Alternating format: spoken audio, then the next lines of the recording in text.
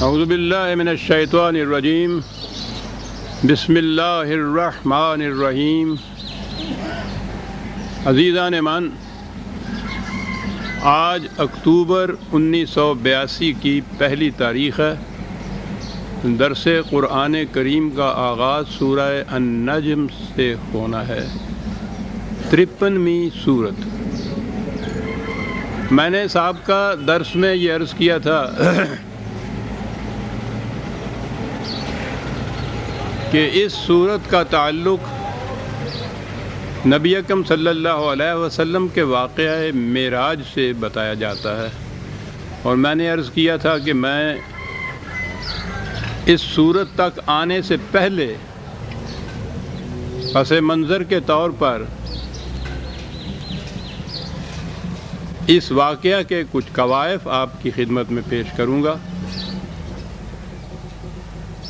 واضح رہے کہ میں عقائد سے بحث نہیں کروں گا،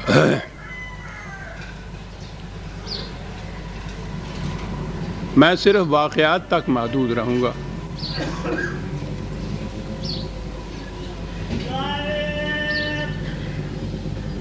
واقعہ معراج کو دو مراحل میں تقسیم کیا جاتا ہے۔ ایک، نبی اکرم صلی اللہ علیہ وسلم کا مکے سے بیت المقدس تک جانا،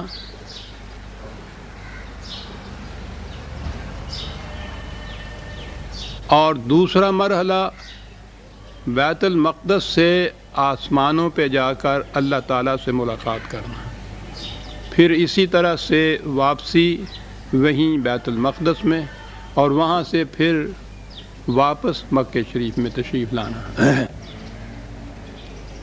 جہاں تک پہلے مرحلہ کا تعلق ہے،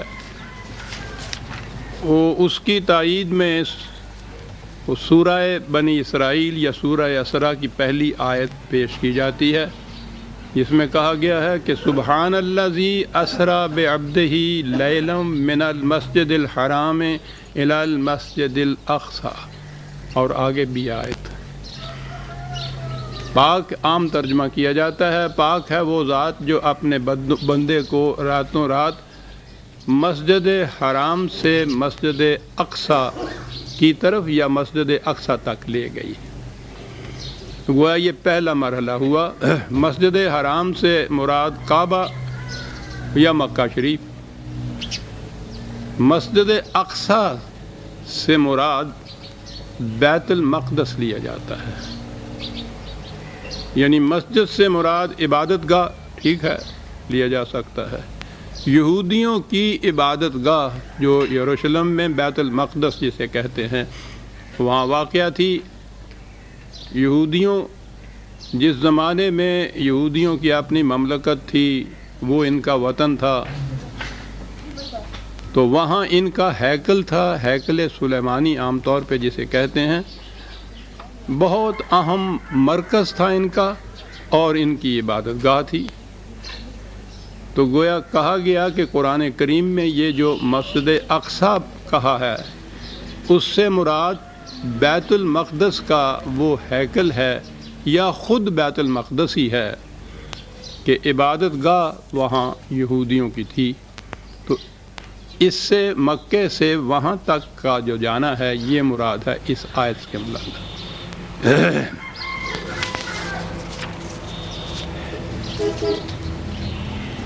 یہاں سے وہاں تک کی جو تفصیل ہے،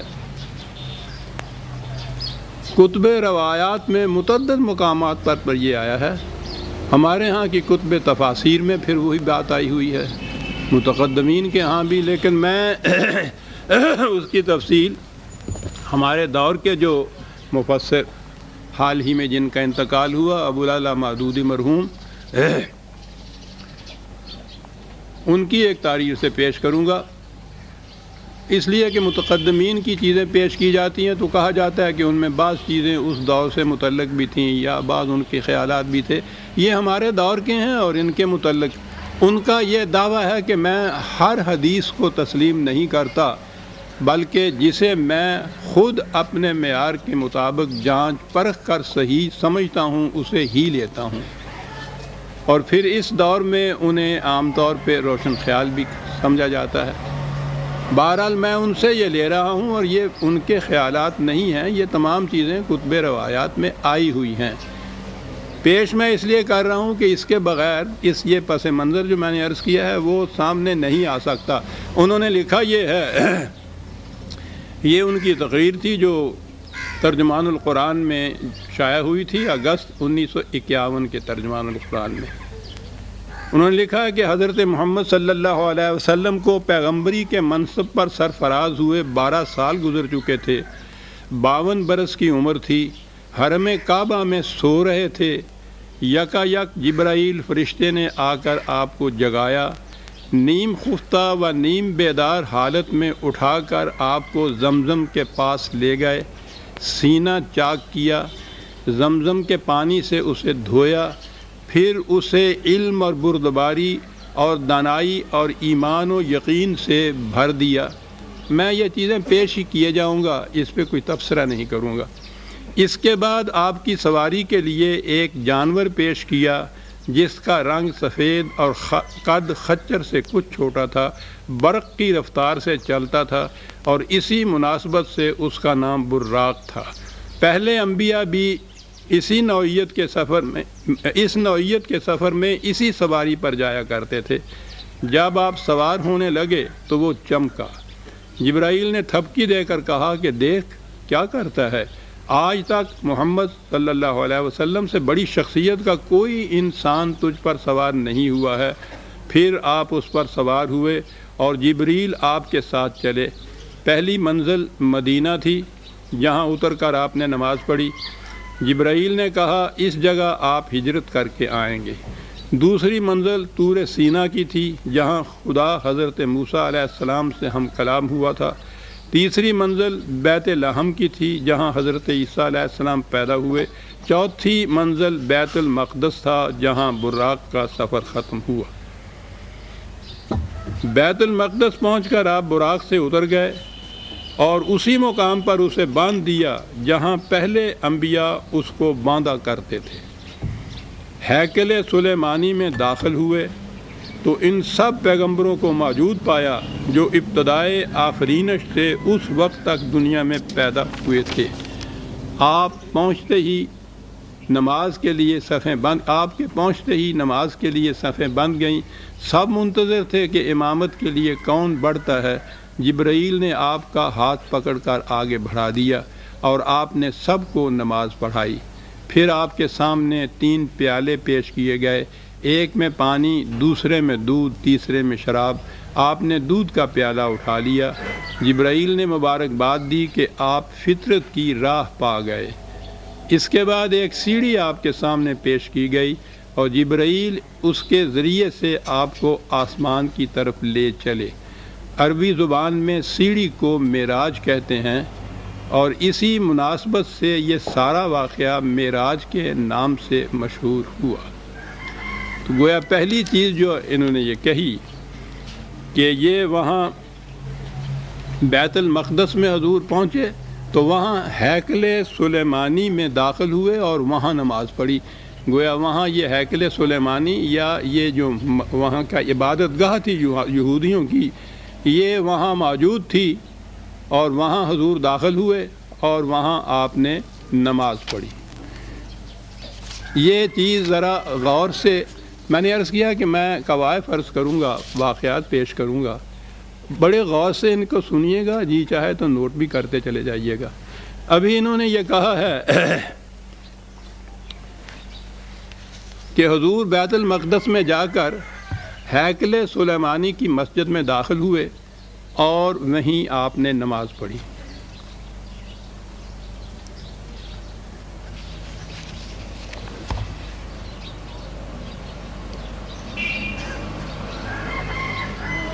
یہودیوں کا یہ دعویٰ ہے، آج کل آپ کو معلوم ہے بڑی اہمیت اختیار کر گیا ہے بیت المقدس، یہودیوں کا یہ دعویٰ، اور مسجد اقصی جسے ہم کہتے ہیں، تو یہودیوں کا دعویٰ یہ ہے کہ یہ تو شروع سے ہماری مسجد، ہماری عبادت گاہ تھی، مسلمانوں نے اسے مسمار کیا اور اس کی جگہ اپنی مسجد بنا دی۔ اسی دعوے کی بنیاد پہ وہ یہ کہتے ہیں کہ یہ ہمارا ہے، یہ مسلمانوں کا اس پہ حق نہیں ہے، انہوں نے تو، ان کا دعویٰ، انہوں نے تو غصب کر کے اس مقام پر اپنی مسجد بنا لی تھی، یہ مسجد سلیمان، ہیکل سلیمانی ہمارا، عبادت گاہ ہماری تھی، اسے مسلمانوں نے مسمار کر کے اور اس جگہ اپنی مسجد بنائی، اس لیے انہیں حق نہیں پہنچتا، یہ دعویٰ ان کا۔ اس دعوے کے جواب میں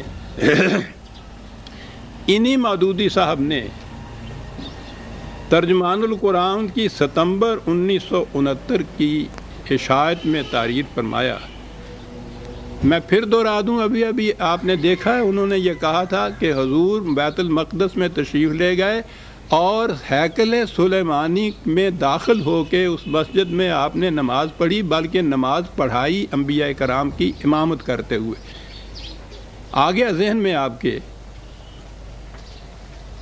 یہودیوں نے جب یہ دعویٰ کیا کہ یہاں تو ہماری مسجد تھی، ہیکل سلیمانی تھی، مسلمانوں نے مسمار کیا، اس کے جواب میں انہوں نے 1970 میں یہ لکھا کہ یہودیوں کے معبد ہیکل سلیمانی کے متعلق یہ بات تاریخ سے ثابت ہے کہ سن 70 ہجری میں بالکل مسمار کر دیا گیا تھا۔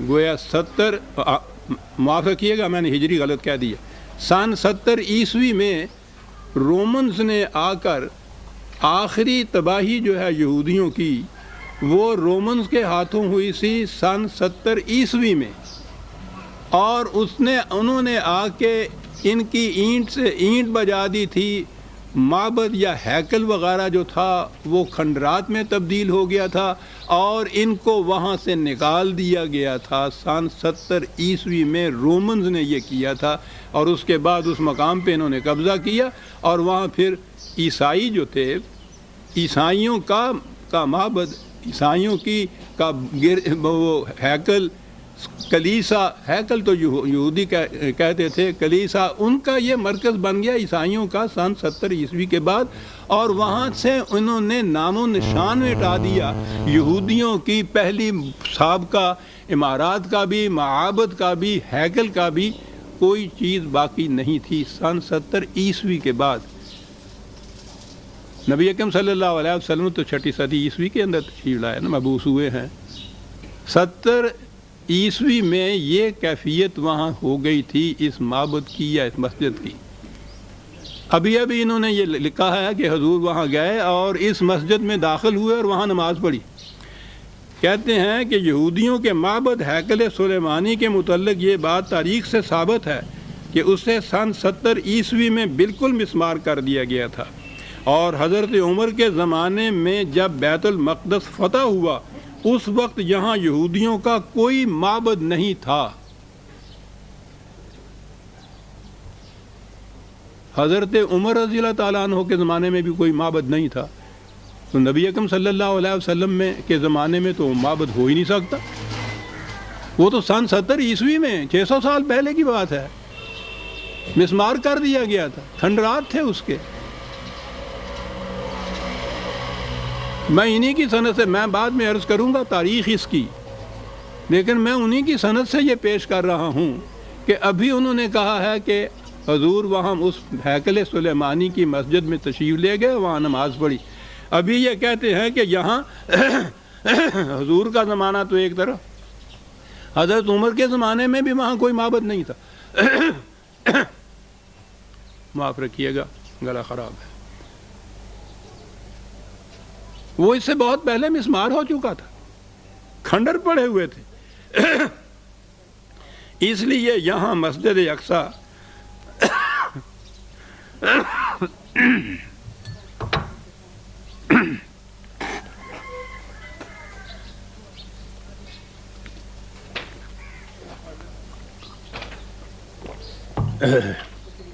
جی ہاں، یہ انہی کا بیان ہے۔ اس لیے یہاں مسجد اقصی اور قبہ صخرہ کی تعمیر کے بارے میں کوئی یہودی یہ الزام نہیں لگا سکتا کہ ان کے کسی معبد کو توڑ کر مسلمانوں نے یہ مساجد بنائی تھیں۔ بالکل ٹھیک، وہاں تھا ہی نہیں یہ، لیکن اس کے بعد تو پھر یہ دشواری پیش آئی کہ وہ جو واقعہ معراج میں یہ ہے کہ اس ہیکل میں یا اس عبادت گاہ میں حضور تشریف لے گئے، وہاں نماز پڑھی، نماز پڑھائی، تو اس کے متعلق پھر کیا کہا جائے گا؟ یہ ستمبر 69 میں ترجمان القرآن میں یہ لکھا گیا یہودیوں کے اس دعوے کے جواب میں۔ اسی ستمبر 1969 میں ان کے درس میں ایک نے سوال کیا کہ یہ جو مسجد اقصیٰ کے متعلق احادیث میں آیا ہے کہ حضور تشریف لے گئے اور وہ وہاں ہے، اس کی کیا کیفیت ہے؟ وہی مہینہ ہے، وہی سال ہے۔ پوچھا یہ گیا تھا کہ وہ قبلہ اول کس طرح سے ہے؟ ہم کہتے ہیں نا کہ وہ قبلہ اول ہے مسلمانوں کا۔ سوال یہ کیا گیا تھا، فرمایا آپ نے، مودودی مرحوم کی بات ہے، یہ قبلہ اول اس لیے ہے کہ حضور اور آپ کے ساتھی پہلے اسی طرف رخ کر کے نماز پڑھا کرتے تھے۔ یہ ایک دوسری بات آ گئی ہے، وہ میں پہلے کئی دفعہ عرض کر چکا ہوں اس کے متعلق بھی۔ جب تحویل قبلہ کا حکم آ گیا تو اس کی وہ اہمیت نہ رہی، یعنی پہلے حضور بیت المقدس کی طرف رخ کر کے نماز پڑھتے تھے، پھر جب قبلے کے بدلنے کا حکم آ گیا تو کعبے کی طرف آپ نے یہ رخ کیا۔ میں نے لکھا ہے اپنے یہاں تشریح کے ساتھ کہ یہ روایات وضعی ہیں۔ حضور پہلے دن سے کعبہ ہی کی طرف رخ کرتے تھے کہ وہی بیت اللہ تھا، وہی ملت ابراہیمی کے آپ پیراؤ تھے، اور وہ تو معبد حضرت ابراہیم علیہ السلام کا تحریر کرد اولا بیت وضع للناس تھا، پہلا ہی وہی تھا۔ بہرحال وہ دوسری بات ہے۔ جب تحویل قبلہ کا حکم آ گیا تو اس کی وہ اہمیت نہ رہی، لیکن قبلہ اول ہونے کی حیثیت سے مسلمانوں کے لیے یہ عبادت گاہ ہمیشہ ہمیشہ کے لیے مقدس اور محترم قرار پائی۔ وہ عبادت گاہ پھر کہا یہاں۔ جب تک مکہ معظمہ میں حضور کا قیام رہا، آپ اس طرح نماز پڑھتے تھے کہ مسجد اقصیٰ اور خانہ کعبہ ایک رخ میں آ جاتے تھے۔ اب یہاں اس کو مسجد اقصیٰ کہا، جس کے متعلق ابھی لکھ چکے ہیں کہ وہاں کوئی نام و نشان یہودیوں کے معبد کا بھی نہیں تھا کہ جائے کہ وہاں مسجد اقصیٰ کوئی ہوتی۔ ابھی یہ کہہ رہے ہیں کہ حضور جب تک مکہ میں تھے تو آپ اس طرح سے نماز پڑھتے تھے کہ مسجد اقصیٰ یعنی وہی بیت المقدس والی اور خانہ کعبہ ایک رخ میں آ جاتے تھے۔ لیکن مدینے میں یہ التزام ممکن نہ رہا، کیونکہ اب ان عبادت گاہوں کے رخ مختلف سمتوں میں پڑ جاتے تھے، تو گویا وہاں مسجد اقصیٰ بتائی اور عبادت گاہ بتائی۔ تحویل قبلہ سے پہلے حضور اور آپ کے صحابہ ایک طویل عرصے تک مسجد اقصیٰ کی طرف رخ کر کے نماز پڑھتے رہے۔ کہاں تھی وہ مسجد اقصیٰ؟ خود پہلے کہہ چکے ہیں کہ مسجد اقصیٰ مسلمانوں کی مسجد تو ایک طرف رہی، یہودیوں کا وہاں ہیکل، ان کا معبد بھی وہاں نہیں تھا، اس کا نام و نشان تک نہیں تھا، کھنڈرات تھے وہاں۔ تو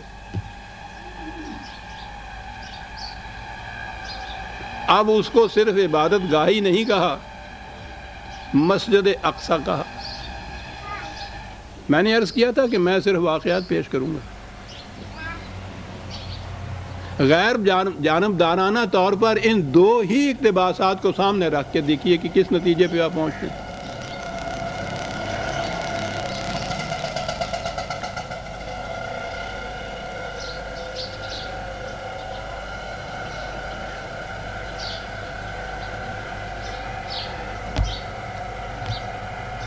اب وہ جو یہودیوں کا وہ دعویٰ ہے، اعتراض ہے کہ یہاں ہمارا پہلے معبد تھا، ہیکل سلیمانی تھا، اس کی جگہ مسلمانوں یہ مسجد بنا دی، تو تسلیم کر دیا کہ وہاں تھا، وہ یہاں بنا لی گئی، اور اسی کے اوپر دعوے کی بنیاد رکھ رہے ہیں وہ۔ اس سے مجھے غرض نہیں ہے کہ ان کے دعویٰ کیا ہے، بنیاد کیا ہے، وہ تو میں تاریخ سے اور کچھ ثابت کروں گا۔ یہ بات تو خود یہ بتا رہے ہیں، کہہ رہے ہیں پہلے کہ وہاں حضرت عمر کے زمانے میں بھی کوئی معبد نہیں تھا، کوئی ہیکل نہیں تھا، کوئی مسجد نہیں تھی، کوئی عبادت گاہ نہیں تھی، کھنڈرات تھے۔ اور ابھی یہ فرما رہے ہیں کہ حضور جب مکہ میں تھے تو وہ مسجد اقصیٰ کی طرف رخ کر کے نماز پڑھتے تھے، وہی ہمارا قبلہ اول ہے۔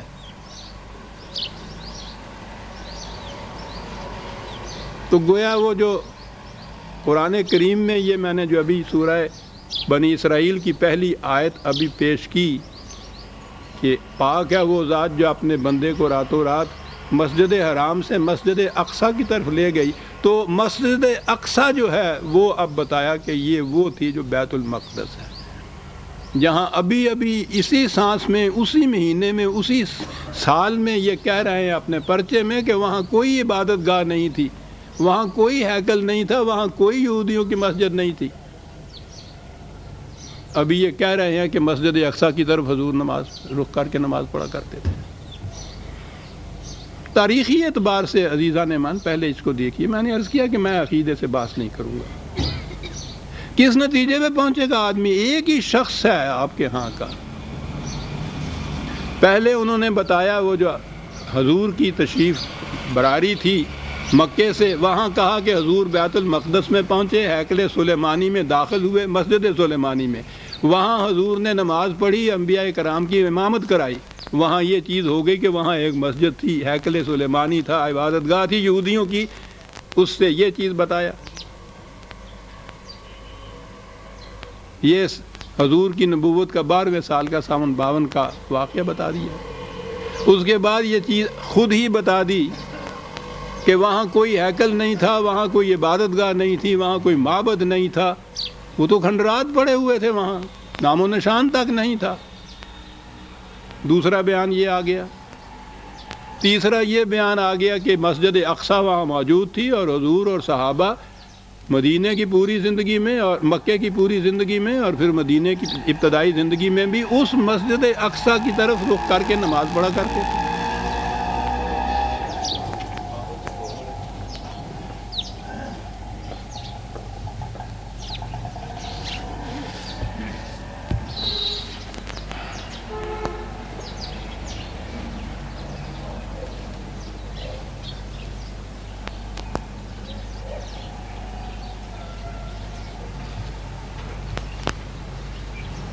تاریخ کی تحقیقات بتا رہی ہیں حضرت عمر رضی اللہ تعالیٰ عنہ کے زمانے میں یہ علاقہ فتح ہوا تھا۔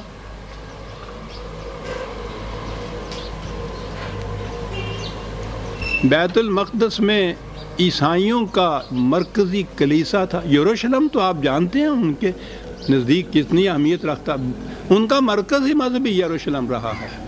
بیت المقدس کے اندر ان کا سب سے بڑا ٹیمپل کلیسا وہ تھا۔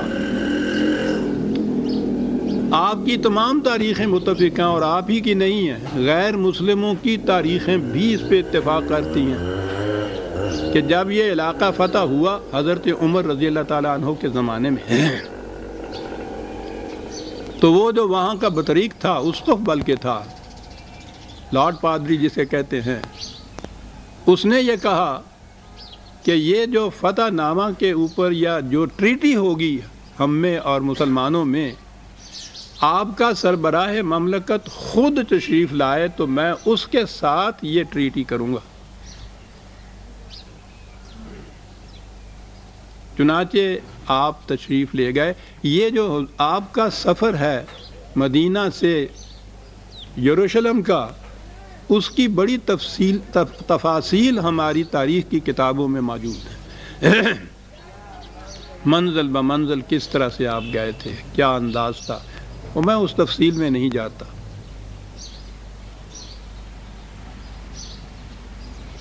وہاں جب آپ پہنچے تو ان کے اس کلیسا یا اس کے گرجے میں اس کے ساتھ مصروف گفتگو تھے۔ غیر مسلموں تک یہ لکھ رہے ہیں واقعات۔ نماز کا وقت آ گیا، آپ نے ادھر ادھر دیکھا کہ نماز کہاں پڑھی جائے، تو اس نے کہا، بطریق یا اسقف جو تھا پادری، اس نے کہا کہ میں یہاں بچھائے دیتا ہوں جائے نماز کپڑا، آپ نماز پڑھ لیجئے۔ آپ نے کہا نہ، آج میں نے اس ضرورت کے تابع یہاں نماز پڑھ لی، ہو سکتا ہے آنے والی ہمارے ہاں کی یہ امت اس اس چیز کو بطور پریسیڈنٹ پیش کر کے کہ یہاں نماز پڑھی گئی تھی، یہاں مسجد بنا لیں تمہاری گرجے کی جگہ، میں یہ طرح نہیں ڈالنا چاہتا. کیا بات تھی. پوچھو جو کہتے ہیں کہ مندروں کو گرا کے اور گرجوں کو مسمار کر کے وہاں یہ بنایا تھا، نماز نہیں پڑھی کہ بعد میں آنے والے اس کو ایک سند قرار دے لیں گے اور یہاں مسجد بنا لیں گے. نماز یہاں نہیں پڑھنی چاہیے. مجھے باہر نکلے تو یہ جس جگہ ہیکل سلیمانی تھا وہ کھنڈرات تھے. آپ کو معلوم ہونا چاہیے کہ عیسائی یہودیوں کے خلاف سخت عداوت اور نفرت کے جذبات رکھتے تھے کہ ان کے ہاں یہ عقیدہ نہیں بلکہ ان کی تاریخ وہ یہ بتاتی تھی کہ حضرت عیسیٰ علیہ السلام کو صلیب پر یہودیوں ہی نے چڑھایا تھا. انہی کے کہنے سے رومن گورنر نے یہ فتویٰ دیا تھا، یہی ان کے ہاتھوں یہ ہوا تھا. اور یہودی تو معاذ اللہ حضرت مریم علیہ السلام کے اوپر بھی تہمتیں لگاتے. تو یہودیوں کے خلاف سب سے زیادہ بڑی شدید نفرت اور عداوت عیسائیوں کو تھی. تو آپ سوچئے کہ ان عیسائیوں کو جب یہ بیت المقدس ان کے ہاتھ میں آ گیا، یروشلم، وہاں انہوں نے اپنا مرکز بنا لیا، تو ان کے ہاں کے یہ جو نشانات یا عبادت گاہیں تھیں یا ہیکل تھے اس زمانے میں تھے. اس کے ساتھ انہوں نے کیا کچھ نہیں کیا. یہ ان کی تاریخ جو ہے خود رومنز کی سن 70 عیسوی کی بڑی تفصیل سے لکھا ہے کہ کس طرح سے ان تمام نشانات کو مٹایا گیا، کھنڈر بنا دیے. تو وہاں آپ نے دیکھا کہ اس مقام کے اوپر کھنڈر ہی نہیں بلکہ یہ عیسائی اپنے ہاں کا کوڑا کرکٹ سارا وہاں جا کے ڈھیر کر دیں. آپ نے دیکھ کر کہا کہ تمہیں یہودیوں سے نفرت ہی صحیح، عداوت ہی صحیح، لیکن ان کے کسی ایسے مقام کی بے حرمتی کرنا جو ان کے نزدیک واجب التسلیم ہو، یہ تو انسانیت کے خلاف ہے. غیر مسلم تک لکھ رہے ہیں. اب فاتح کی حیثیت سے آپ وہاں کھڑے تھے،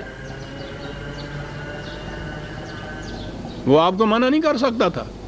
آپ خود اٹھے، ساتھیوں سے نہیں کہا، فوجیوں سے نہیں کہا، سپاہیوں سے نہیں کہا، خود آگے بڑھے اور اس کوڑے کو ٹوکری میں بھر بھر کے اٹھا کے دوسری جگہ پھینکنا شروع کیا. پھر تو ساتھی رفقا نے بھی یہ کچھ کیا.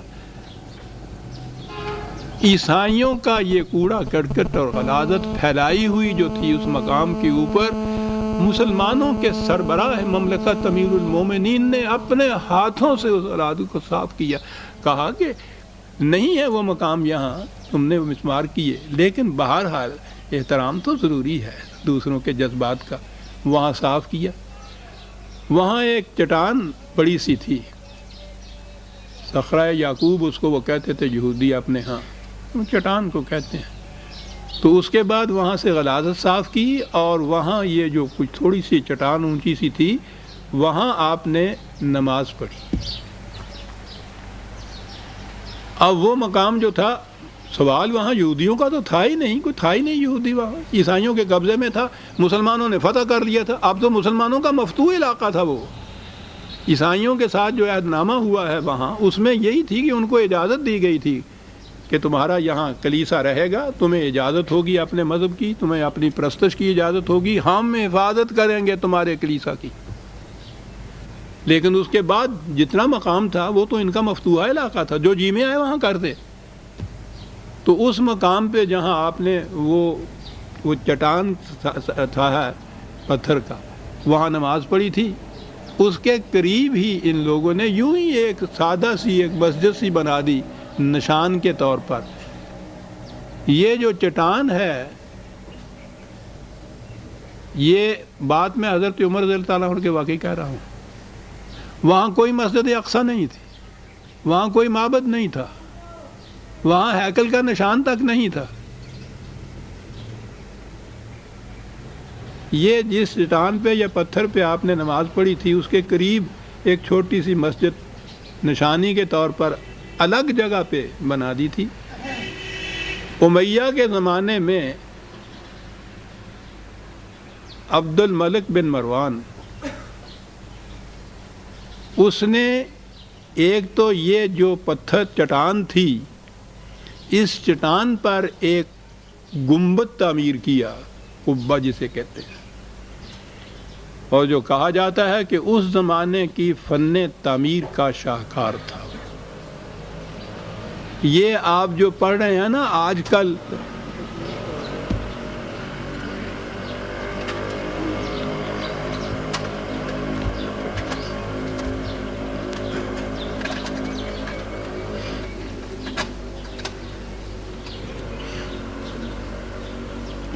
قبۃ الصخرہ ایک پڑھ رہے ہوں گے آپ وہاں یہودیوں کے قصے میں، بیت المقدس کی کشمکش جو آج کل چل رہی ہے، مسجد اقصیٰ کا بھی نام آتا ہے اور یہ قبہ کا بھی نام آتا ہے۔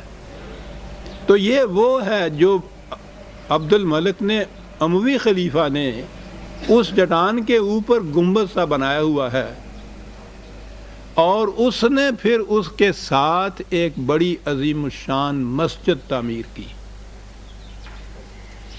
یہ مسجد جو تھی مکے سے بھی دور، مدینے سے بھی دور، حتیٰ کہ ان کا اپنا دارالحکومت دمشق جو تھا امویوں کا، اس سے بھی دور تھی۔ عربی زبان میں جو چیز دور یا بہت دور ہوتی ہے اسے اقصیٰ کہتے ہیں۔ چنانچہ ان کے ہاں یہ مسجد جو مروان نے بنوائی تھی سن 72 ہجری میں، غور فرمایا آپ نے، سن 72 ہجری میں، امیہ کے زمانے میں مروان کی بنائی ہوئی گنبد، قبے کے اوپر اس نے چٹان پہ بنایا قبۃ الصخرہ، اور یہ مسجد بنائی، اور اس مسجد کو پہلی بار مسجد اقصیٰ کہا اس اعتبار سے کہ یہ ان تمام مقامات سے بہت دور جگہ ایک مسجد بنی ہوئی تھی۔ اقصیٰ کے معنی ہی ہیں بہت دور جگہ۔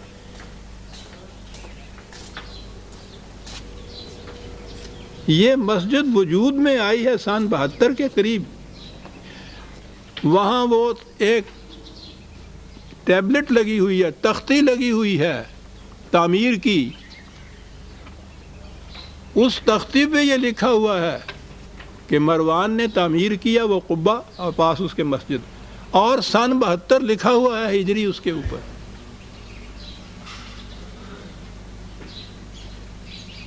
اس کا نام ہے مسجد اقصیٰ۔ یہودیوں کا تو دعویٰ اس لیے باطل ہے کہ خود ان کی تاریخ میں یہ ہے کہ سن 70 کی جو تباہی رومنز کے ہاتھوں ان کی ہوئی تھی، انہوں نے وہاں اینٹ سے اینٹ بجا دی تھی، کوئی نشان نہیں خالی چھوڑا تھا۔ عیسائیوں کے زمانے میں تو یہودیوں کو وہاں جانے کی اجازت بھی نہیں تھی۔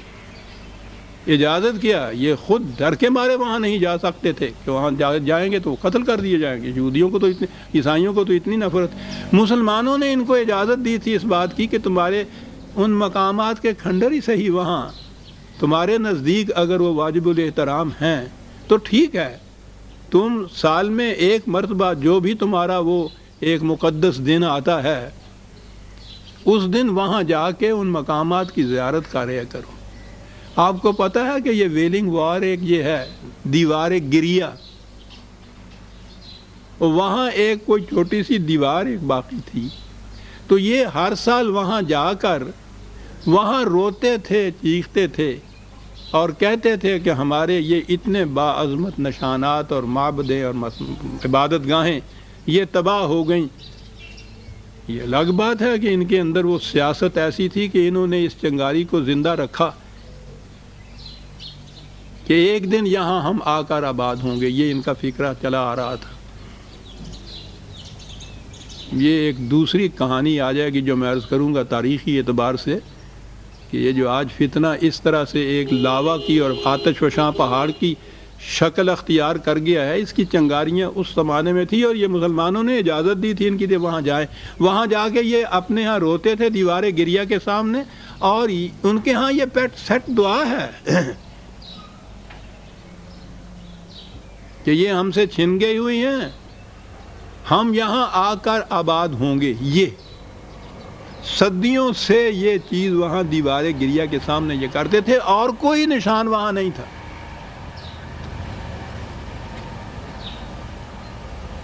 مسجد وہ موجود، مسجد اقصی جس کا نام قبہ وہ موجود ہے، قبۃ الصخرہ، یہ مسلمانوں کے قبضے میں رہے. کچھ تھوڑا سا زمانہ درمیان میں آیا صلیبی جنگوں کا، جس میں یہ پھر تھوڑے سے وقت کے لیے عیسائیوں کے قبضے میں یہ ملک آ گیا تھا. اس زمانے کے عیسائیوں کے قبضے میں صلیبی جنگیں جب ہوئی تھی، رچرڈ دی لائن ہارٹڈ وغیرہ آپ نے پڑھا ہوگا، وہ پھر تاریخ کا ایک واقعہ ہے، صرف اتنے سے وقت کے لیے.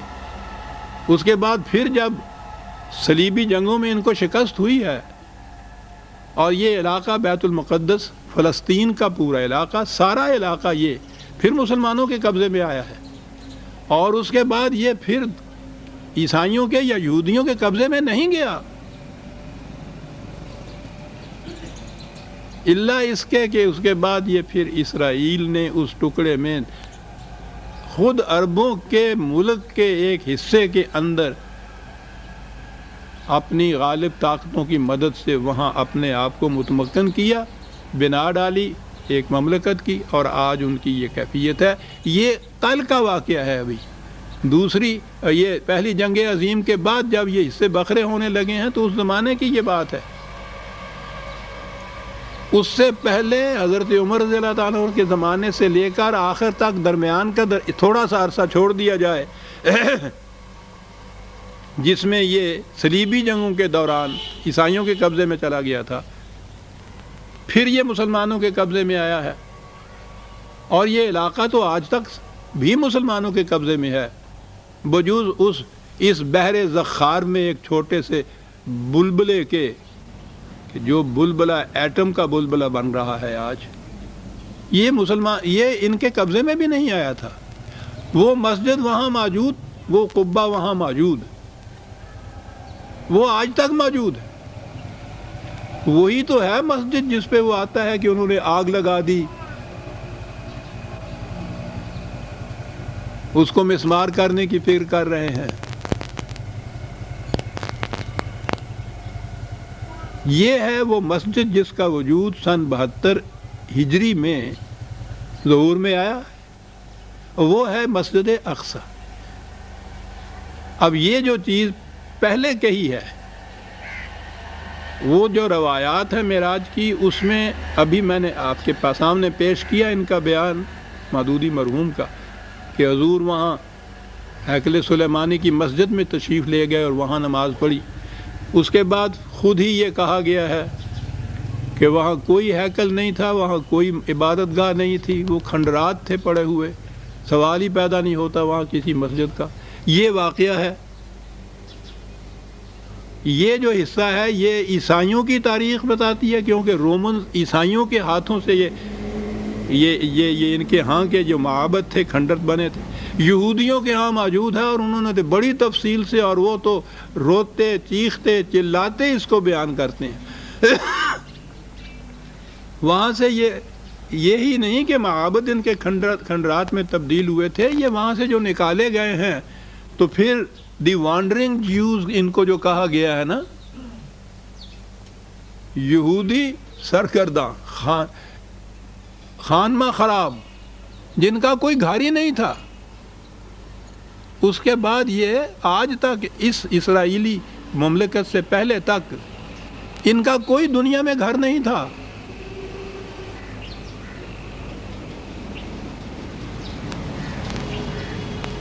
تو وہاں تو یہ کچھ تھا ہی نہیں. مسجد اقصی تو سن 72 میں وجود میں آئی، امویوں کے زمانے میں وہ موجود ہے مسجد اقصی. اب ہمارے ہاں جب یہ اس آیہ جلیلہ کو یہ لیتے ہیں کہ پاک ہے وہ ذات جو اپنے بندوں کو راتوں رات مسجد حرام سے مسجد اقصی کی طرف لے گئی، تو چونکہ وہاں مسجد اقصی اب موجود ہے، وہ مسجد اقصی، تو اس نسبت سے یہ کہا جاتا ہے کہ قرآن کی یہ آیت میں جو مسجد اقصی آئی ہے، یہ مسجد ہے جو وہاں مسجد اقصی کہلاتی ہے. جب یہ آیت نازل ہوئی ہے تو وہاں مسلمانوں کی مسجد تو ایک طرف رہا، یہ یہودیوں کی سجدہ گاہ بھی وہاں کوئی موجود نہیں تھی، ان کا ہیکل موجود نہیں تھا، ان کی عبادت گاہ موجود نہیں تھی، ان کو وہاں جانے کی اجازت نہیں تھی۔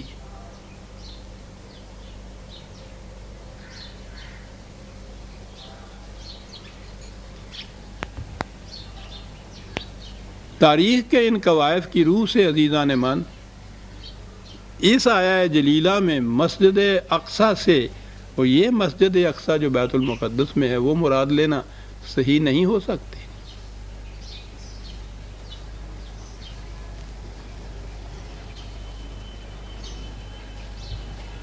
غیر مسلم مورخین نے اور مستشرقین تو ان کے ہاں کے بہت تحقیقات کرتے ہیں، اور یہ تو وہ چیز ہے جس میں کچھ زیادہ کاوش کی ضرورت بھی نہیں ہے۔ ان کی تاریخیں جو ہیں یہودیوں کی اور عیسائیوں کی، خود آپ کی، اس میں یہ چیزیں موجود ہیں کہ سن 70 میں یہ سب کچھ تباہ اور برباد ہو گیا تھا۔ حضور کے زمانے میں، بلکہ حضرت عمر رضی اللہ تعالیٰ عنہ کے زمانے تک میں کھنڈرات تھے۔ اس مسجد اور وہ قبہ جو بنا ہوا ہے ان کے اوپر وہ تعمیر کی تختی لگی ہوئی ہے، اس کے اوپر سن 72 ہجری لکھا ہوا ہے، کندہ ہے۔ عجیب بات ہے، اگرچہ بعد میں وہاں کچھ حصے اس کے بوسیدہ ہو گئے تھے یا کسی حادثے سے کچھ حصہ میں مسمار ہو گیا تھا، تو ہارون رشید کے زمانے میں اس نے مرمت کرائی تھی ان کی، لیکن یہ اتفاق کہیے یا کوئی صاحب ہوا کاریگروں کا، مرمت کی انہوں نے اچھی خاصی، لیکن وہ جو تعمیر کی تختی تھی پہلی اوریجنل 72 والی وہ ویسی کی ویسی رہی، وہ اب بھی ویسی کی ویسی ہے وہاں۔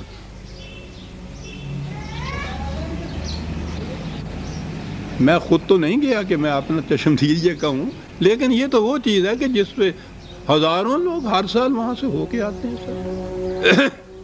اس کی تفصیل لکھی ہوئی ہے، بڑی تفاصیل سے ان علاقوں کی متعلق تو بہت کچھ سیاحتوں میں لکھا گیا ہے نا، یہ موجود ہے۔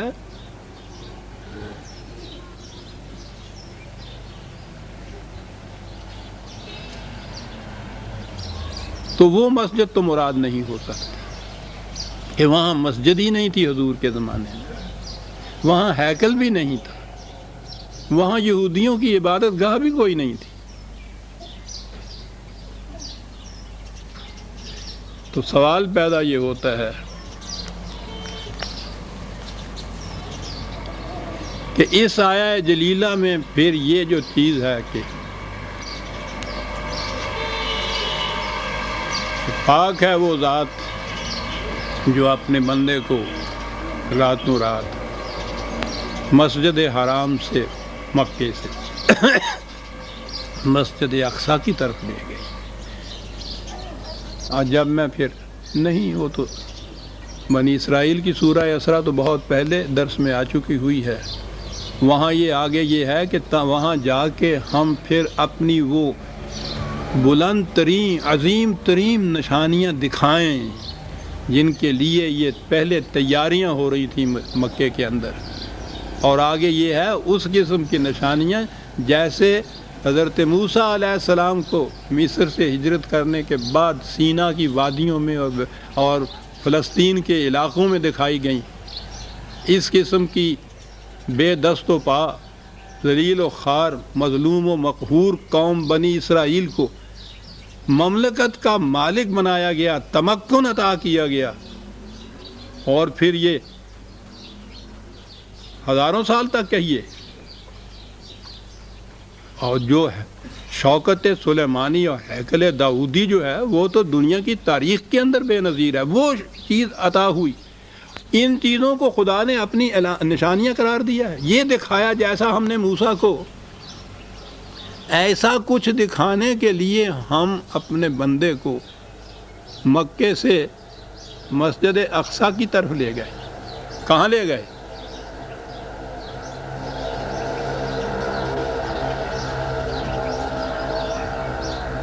میں درمیان میں اپنی میں کی بات نہیں کرتا، واقعہ عرض کرتا ہوں۔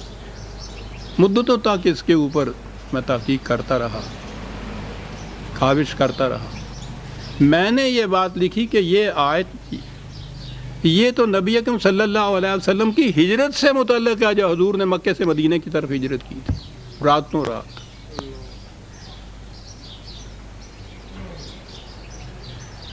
سوال یہ پیدا ہوا کہ یہ مسجد اقصیٰ یہاں کیسے آ گیا؟ میں نے بھی لکھا اور مجھے خوشی ہوئی اس کے بعد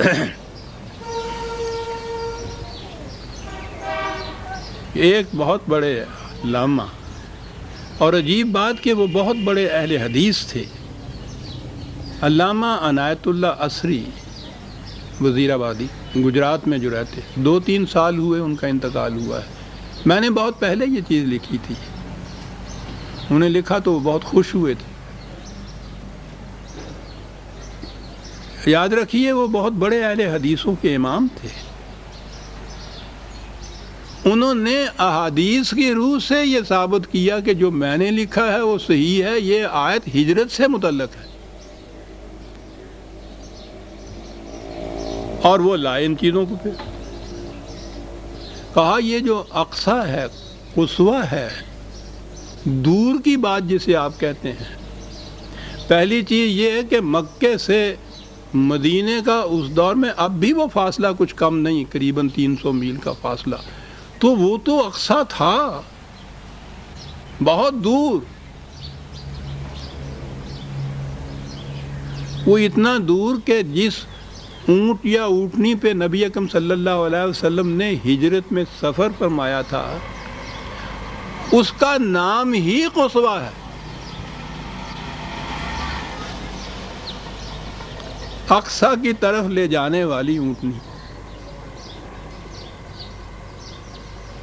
نبی اکرم صلی اللہ علیہ وسلم کی ہجرت سے پہلے مدینے میں مساجد موجود تھی، وہاں نماز پڑھی جاتی تھی، وہاں جمعہ پڑھایا اور پڑھا جاتا تھا۔ جس مقام پر حضور نے پہلے مسجد قباء میں جا کے فروکش حضور ہوئے ہیں عارضی طور پر، وہاں نماز ہوتی تھی، وہاں اجتماع ہوتا تھا مسلمانوں کا۔ جہاں مسجد نبوی کی تعمیر ہوئی ہے یہاں بھی نماز ہوتی تھی، انہیں مساجد کہا جاتا تھا۔ تو اب یہ مساجد تو موجود ہیں اور یہ مقام اقصیٰ بھی موجود ہے، بہت دور۔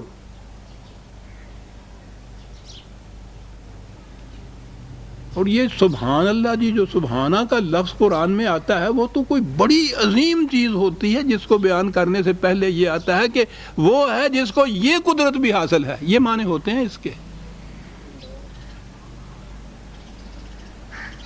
کہ مکے جیسی زندگی بسر کرنے والے، مکے کے اندر پتھر پڑ رہے ہیں، گالیاں پڑ رہی ہیں، جان کے لاگو وہ ہو رہے ہیں، بلند آواز سے کوئی کلمہ زبان پہ نہیں آنے دیتے، ان حالات میں ساتھی پہلے ہجرت میں حبش کی طرف چلے گئے ہیں، حضور طائف کی طرف تشریف لے گئے ہیں، تو وہاں انہوں نے پتھر مارے حضور پہ، وہاں ان حالات میں،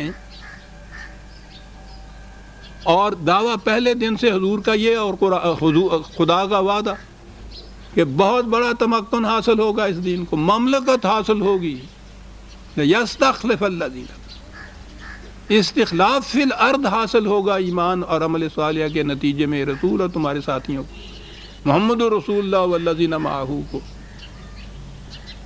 یہ وعدے، یہ دعوی ہو رہے تھے۔ مکے کی زندگی اس قسم کی تھی، تو یہ جو کچھ کہا جا رہا ہے یہ ہے نا وہ آیات کبریٰ، کہ اب ان آیات کبریٰ کو دکھانے کے لیے ضروری ہو گیا کہ جیسے موسیٰ علیہ السلام نے ساتھیوں کے ساتھ مصر سے ہجرت کی تھی سینا کی طرف، قرآن میں یہ اگلی آیت کا اگلا حصہ یہ ہے، اسی طرح سے اس مقام سے ہجرت کی جائے گی ایک ایسے مقام کی طرف دور، اور وہاں ہی اس کو وہ مسجد کہنا۔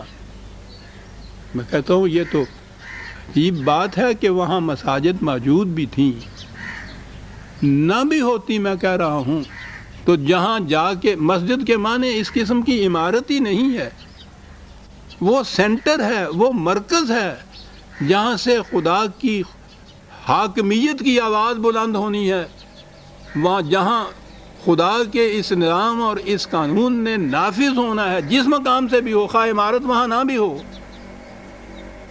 وہ مسجد ہے جہاں ہم اس کے قانون کے سامنے سر تسلیم خم کرتے ہیں۔ حضور نے جو فرمایا تھا، اور حضور کی اس قسم کی احادیث تو موتیوں کی طرح چمکتی ہیں کہ میری امت کے لیے پورا قرہ ارض مسجد ہے۔ جہاں بھی کوئی ایک عبد مومن ہے اور وہ خدا کے قانون کے سامنے سر جھکاتا ہے، وہ مسجد ہے اسلام کی روح سے، عمارت وہاں ہو یا نہ ہو۔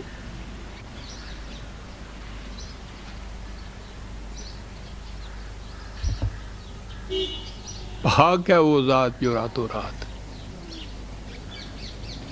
مسجد حرام سے دور کی جگہ جہاں مسجد ہے بھی اور جسے اب مسجد بننا ہے، وہاں لے گئی، چاہ کے وہ نشانیاں جو ابھی تک زیر نقاب تھیں، جو ابھی تک چھپی ہوئی تھیں، وہ حقیقت منتظر جو تھی وہ لباس مجاز میں نظر آ جائے، لے گیا وہ عبد اپنے کو وہاں راتوں رات۔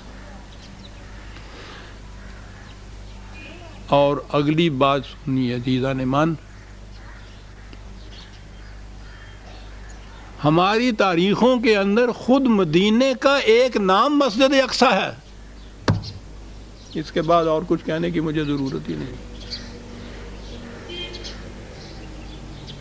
میں نے جب یہ لکھا تھا کہ اس سے مراد ہجرت ہے اور مدینہ ہے، مجھے اعتراف ہے اس چیز کا کہ یہ بات اس وقت میرے علم میں نہیں تھی کہ خود مدینے کے مختلف نام ہیں، مدینے کے احتراماً نام رکھے ہوئے ہیں، تبرکاً نام رکھے ہوئے ہیں، تعظیماً نام رکھے، ان میں مدینے کا ایک نام خود مسجد اقصی مدینے کا نام ہے،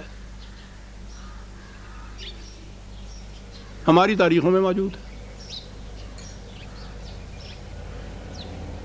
میں نے عرض کیا ہے نا کہ یہ چیز جو اس وقت تک میرے علم میں نہیں آئی تھی، یہ بات کی بات ہے۔ مجھے خوشی ہوئی کہ میں نے قرآن کی کاوش اور تاریخ سے میں جس نتیجے پہ پہنچا تھا اس کی تائید تاریخ کر رہی ہے، اس کی تائید پھر یہ احادیث اور روایات کر رہی ہیں کہ مدینے کے اندر یہ مساجد موجود تھیں، وہاں نماز ہوتی تھی، وہاں خطبے ہوتے تھے، اور یہ چیز کہ خود اسی جہت سے مدینے کا نام مسجد اقصی ہے۔ تو یہ آیت جو ہے جس سے دلیل لائی جاتی ہے کہ حضور مکہ سے اس طرح، جس طرح سے ابھی میں نے یہ پڑھ کے سنائی ہے تفصیل آپ کو مودودی مرحوم کی زبان میں، کہ اس طرح سے آپ وہاں براق پہ تشریف لے گئے، وہاں اس طرح سے نماز ہوئی، یہ سارا وہ مسجد اقصی تھی ہی نہیں وہاں۔ اس آیہ جلیلہ میں جو مسجد اقصی ہے یہ وہاں کی کسی عبادت گاہ کو کہا ہی نہیں گیا، وہاں یہ ان کی عبادت گاہ تھی ہی نہیں یہودیوں کی۔ وہ اس کی تو حالت جو میں نے عرض کیا ہے، کھنڈرات، اور کھنڈرات بھی اس قسم کے عیسائیوں کے تسلط میں یہودیوں کو جانے تک کی اجازت نہیں، وہاں یہ ان مقامات کے کھنڈرات پہ کوڑا کرکٹ پھینکا کرتے تھے، صاف کیا حضرت عمر نے جا کے۔ مسجد وہاں بنی سن 72 ہجری میں، اور یہ چیز جو تھی کہ یہاں مساجد بھی تھیں اور خود مدینے کا ایک نام مسجد اقصی بھی ہے، یہ ہمارے یہاں موجود ہے۔ اب اس کی روشنی میں وہ آیت صاف ہو گئی، بڑی قوتوں کا مالک ہے وہ، مکے جیسی زندگی میں کہ جہاں مفتوح، مغلوب، مقہور، ہر قسم کی شدائد اور مصائب اور تکالیف برداشت کرنے کی بات، رہنے تک کا ٹھکانہ نہیں، گھر بار نہیں، سب کچھ ہی نہ ہوا، ان حالات میں سے ایک اپنے بندے کو وہ نکالتا ہے، اور وہ راتوں رات نکالتا ہے اس کو بھی، لے جاتا ہے اس مقام کے اوپر بہت دور کہ جس نے مرکز بننا تھا قوانین خدا، جس نے سجدہ گاہ بننا تھا اس کے بعد نظام خدا بندی کا، جہاں مساجد موجود تھیں، اور اس اعتبار سے جس شہر کا ایک نام مسجد اقصی تھا۔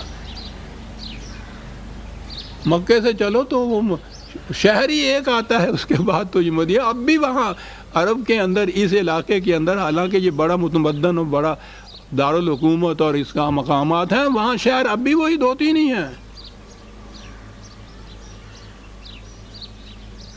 اور نامور شہر تو اس زمانے کے اندر سمجھیے یہ 2 ہی تھے، مکہ اور مدینہ.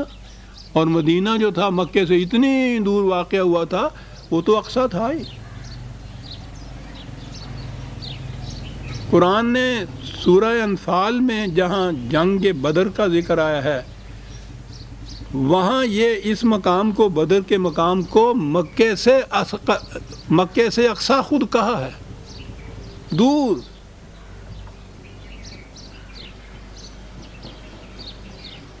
تو عزیزان من، ان حقائق اور قواعد کی روح سے یہ جو پہلا حصہ بتایا جاتا ہے معراج کا، مکے سے بیت المقدس جا کر یہ چیز جو ہے، ان حقائق کی روشنی میں وہ ان چیزوں کے اوپر، وہ ان کے روشنی میں وہ اس پہ پورا نہیں اتر رہا. مسجد اقصیٰ سے مراد مدینہ طیبہ ہی مراد ہے حقیقت میں، اور یہ آیہ جلیلہ ہجرت نبی اکرم صلی اللہ علیہ وسلم سے متعلق ہے. یہ ہیں جو میں نے عرض کیا ہے کہ قوائف اور حقائق کی روشنی میں جس نتیجے کے اوپر ہم پہنچتے ہیں، یہ پہلا حصہ آ گیا. اگلا حصہ ہے وہ بیت المقدس سے